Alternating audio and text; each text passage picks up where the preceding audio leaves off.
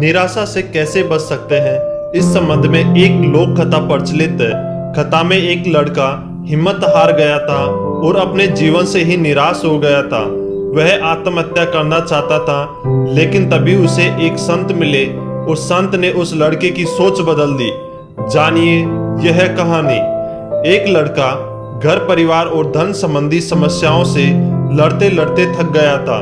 उसकी उम्र ज्यादा नहीं थी, लेकिन वह रोज रोज के विवादों से तंग हो गया था। एक दिन हिम्मत हार कर वह आत्महत्या करने के लिए निकल पड़ा। चलते चलते एक जंगल में पहुंच गया। जंगल में काफी दूर चलने के बाद भी उसका मन शांत नहीं हुआ। जंगल बहुत ही घना था, वहां जंगली जानवरों का भी खतरा था।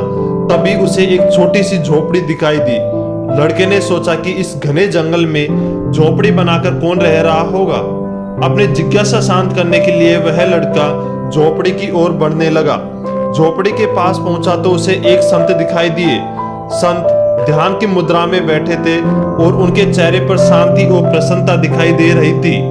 लड़का संत के पास ही बैठ गया। संत ने लड़के को देखा तो उसका परिचय पूछा। लड़के ने कहा कि वह अपने जीवन में परेशान हो गया है और मरना चाहता है, इसलिए इस जंगल में आया है ताकि किसी तरह से ही मैं अपना जीवन खत्म कर सकूं।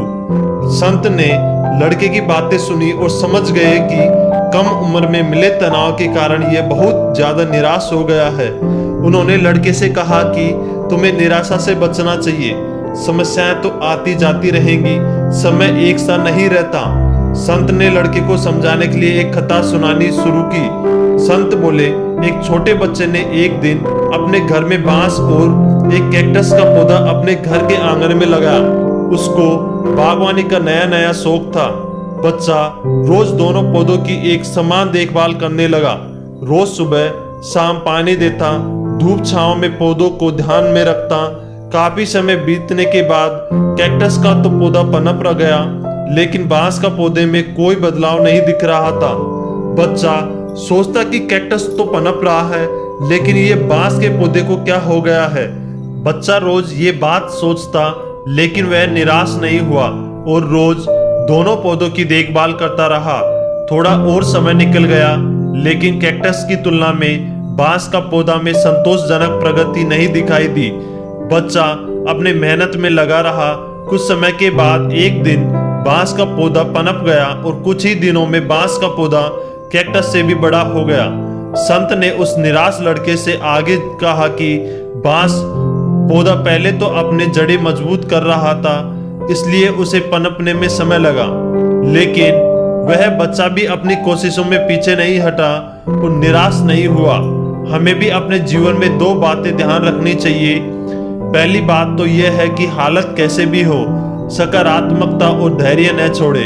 दूसरी बात यह है कि पहले हमें अपनी जड़ें मजबूत करनी चाहिए। अगर हमारा आधार मजबूत होगा तो हमारा काम तेजी से आगे बढ़ेगा।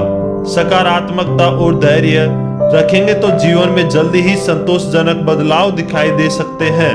प्लीज हमारे चैनल को जरूर सब्सक्राइब कर देना। प्लीज जरूर सब्सक्राइब कर देना। आपके एक सब्सक्राइब से हमें बहुत मोटिवेशन मिलता है, इसलिए प्लीज हमारे चैनल को जरूर सब्सक्राइब कर देना।